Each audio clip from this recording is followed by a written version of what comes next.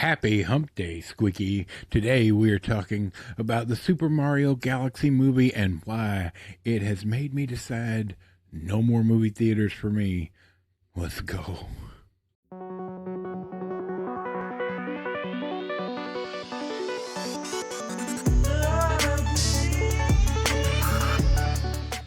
Happy Hump Day, friends. I hope your week is going great. Ours is fantastic. To the best of my ability, we are doing everything we can to have a good, solid week. We have so much going on right now. We're in the process of working on getting our videos up over on Rumble, and I will talk more about that later.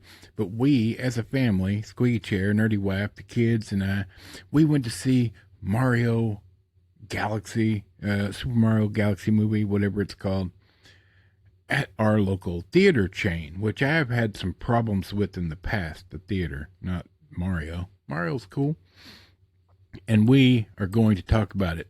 I think I have it figured out as to the mistakes that are being made in regards to movie theaters trying to save themselves by doing exactly what Hollywood does, which is they see something happening and they do the exact opposite of what they should be doing to save themselves. You see it all the time in Hollywood. A movie does poorly and they get the wrong idea about why. They blame the fans, and so they double down. Or a movie does well and they take and focus on the one item that was wrong in that movie and double down on that instead of doing what they should and make more movies. It's so complex and confusing, right, friends? Well, the theater problem is not complex and confusing, and we're going to get into it, so don't you worry. First, we're going to take a look at Super Mario Galaxy movie, but just for a minute, because there's just not much substance to it. It was great. We enjoyed it. It was fun. Bright lights, great characters, but no actual hero's journeys for anybody other than Bowser. So let's take a look real quick. In case you are unaware of this movie coming out, the Super Mario Galaxy movie, this will be the last time I say that, hopefully. 2026, 1 hour and 38 minutes. There is count them, two credit scenes, or one's in mid-credit scenes, and one, you have to wait 3 hours to get to the very end of the credits, and there's another scene which really is not worth waiting on, but whatever. As you can see on Criticless, it's done pretty well. 76 to 77% rad, and that's out of 177 people voting for it. Having thwarted Bowser's previous plot to marry Princess Peach, Mario and Luigi now face a fresh threat in Bowser Jr., who is determined to liberate his father from captivity and restore the family legacy. Alongside companions new and old, the brothers travel across the stars to stop the young heir's crusade. Directed by Michael Jelenic, written by Matthew Fogel, Ed Scooter, Guy Barley, I don't know, Jeff Mednico, I don't know. Starring, of course, Chris Pratt, Charlie Day, Anya Taylor-Joy, and others. And look, it's bright colors. It looks real pretty. We're not going to look at anybody else's reviews here. Let's go. Okay, as I said, the movie's perfectly fine. It was enjoyable. We went into this, I knew full well, I'd already heard, there's no real, storyline to it. There's nothing deep about it. It's just an advertisement for Nintendo. That's fine. I thoroughly enjoyed the first one, as well as the kids and Nerdy Wife. We all enjoyed it. Squeaky even enjoyed it. But, it was nice to see the second one come out as relatively as quick as it did. They didn't spend 10 years making it so that everybody forgot what Mario was, or, like they normally do. If you look at Netflix, they have TV shows on there, quote-unquote TV shows, and there'll be 4 years between seasons, because this is insanity. This is insanity, friends. But at least this movie came out relatively soon after the first one, and they brought back the voice actors, and it doesn't look cheap. It looks great. It looks fantastic. Huge screen in the theater, bright colors, no substance, but the kids enjoyed it. Squeaky enjoyed it. I enjoyed it for what it was. Nerdy Wife it's fine, right? But it's not an old school kids movie. It's not a movie that the adults are going to enjoy necessarily. It's watchable for an adult, but it's all about the kids. And you can get into the conversation if you want to that we need better kids movies. I'm not here to do that. All right. It was what it was. I'd give it maybe a 6 out of 10. It was fine. And I'm sure there's going to be a third one any day now. All right. Now let's talk about the theaters, because I'm going to share with you our experience at our local theater. Now, I've had I tried to have a conversation with the owners of our theaters here. The owners don't live here. We have 2 theaters in town. Same company owns both of them. And they just aren't great. There's a smaller one on one side of town, and the big one, the older one, is on the other side of town. And they look nice from the outside. They do show movies, but rarely do they get, like, they just get the mainstream regular movies. They don't have much of, when they pick their movies, like if it's a Disney movie, they'll show it 15 times in a day. But then on the same token, they will take away the matinee in one of them, but there is the matinee on the other one. It's just weird. And you can have the argument that, well, you take away the matinee because not enough people are going to the movies. Show something worth going to the movies for, and people will show up.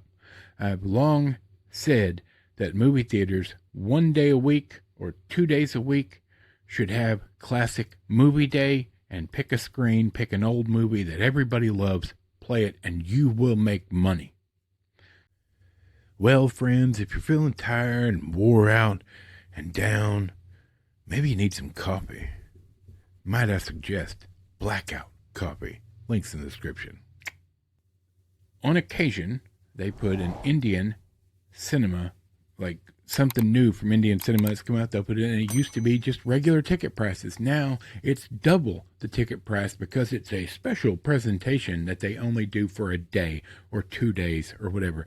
I tried to have a conversation with them. I emailed them and they never responded. I reached out to them on X, Twitter, whatever you want to call, and they sort of responded, and they were like, well, can we call you and talk about it? I was like, I'm not talking to you on the phone. And I gave them a bullet point list of the issues I had with their theater and some choices they made were wrong. And I was completely pleasant about it. I was not rude. And then they just stopped talking to me. Never answered. Didn't want to talk about the issues I saw at the theater.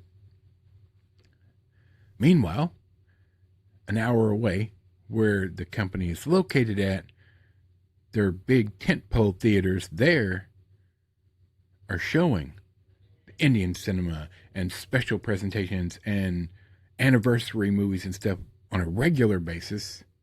And they're doing the classic movie like once a week and making money, I'm assuming, because it continues. But they can't do it here because they're weak. Anyway, I'm not even going to mention the name of the theater because I'm going to try to be nice. But let's take a look at our experience this time. Keeping in mind, they have their own app where you can order your tickets or pay for your tickets in advance.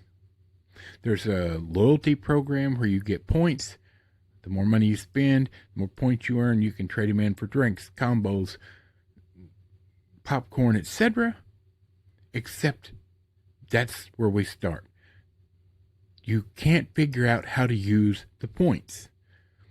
And once you've bought the tickets, you can't use the points. You have to use them all at the same time, right? I'm assuming. They don't explain this. So you just I've got thousands and thousands of points. Can never use them. And they won't explain, like it shows not at all how to use them. It shows the points. It shows what you can use the points on. but it doesn't show you how to use the points when ordering your tickets, right? So anyway, we looked on the app. We were going to pre-order our tickets for the day we wanted to go to the theater. And for 4 tickets, because Squeaky gets in free, for 4 tickets, there was an $8.50 convenience fee.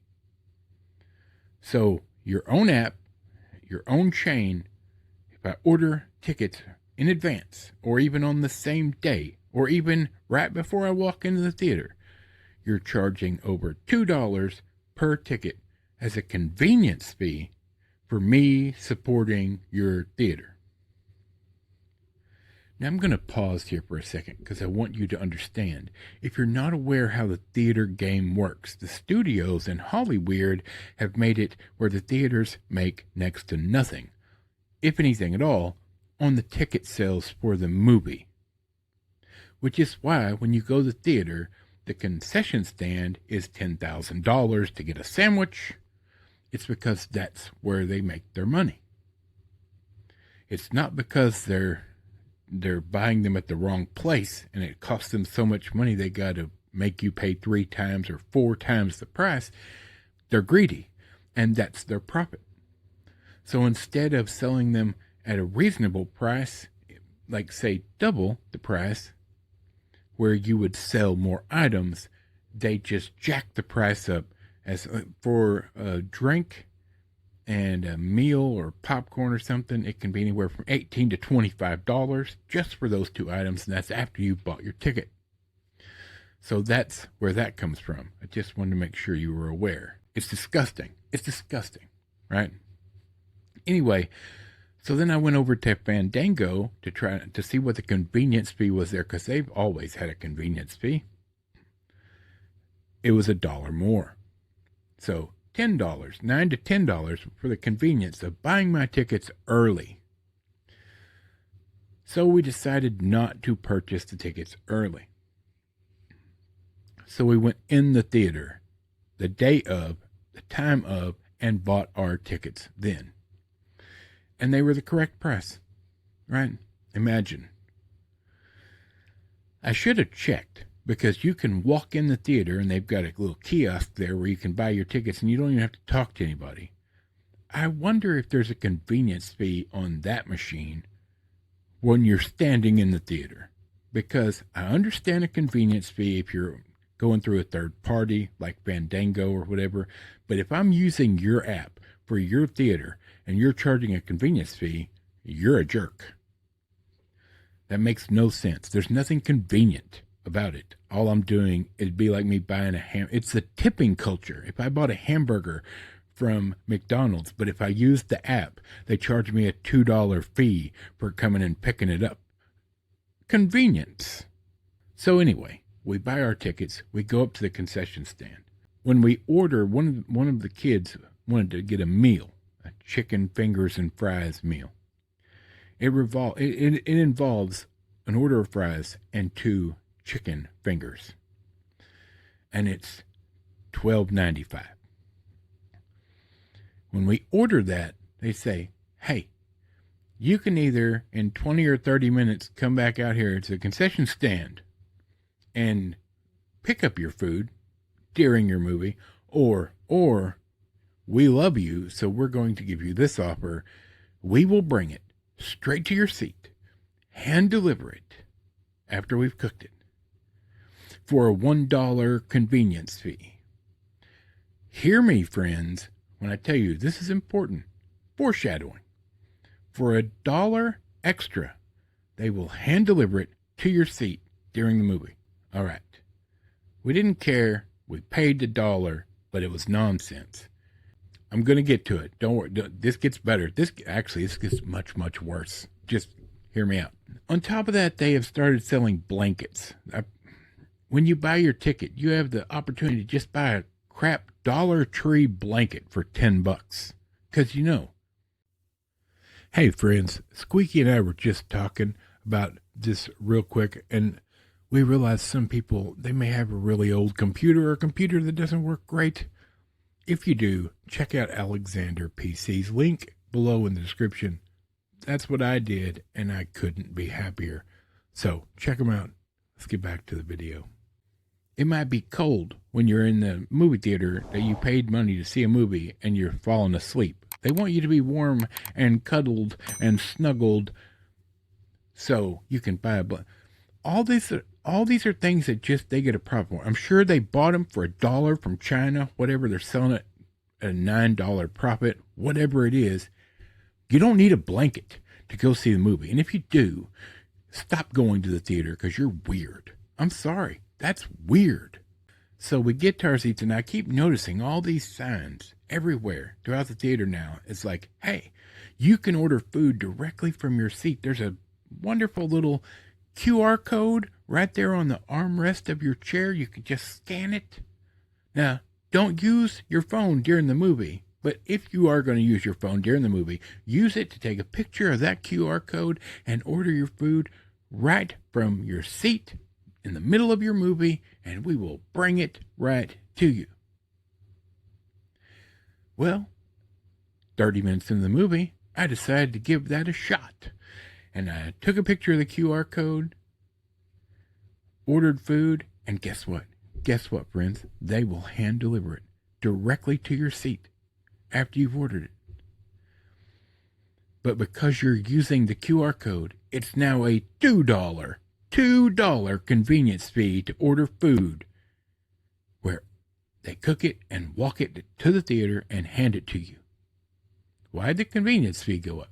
Why? Now, to add to this, both of the meals that we got were burnt to death. Like, not a little bit, not kinda, visibly burnt to Why? I paid in total $3 in convenience fees for you to cook that food and bring it to me. How do you burn it? How do you burn both of them? One, okay, maybe it's a fluke. Both of them? What's convenient about that? You think I'm going to get up in the middle of a movie I'm paying to see and walk down to the concession stand to be like, hey, this is burnt? If I did that, you'd probably offer to replace it for a $3 convenience fee.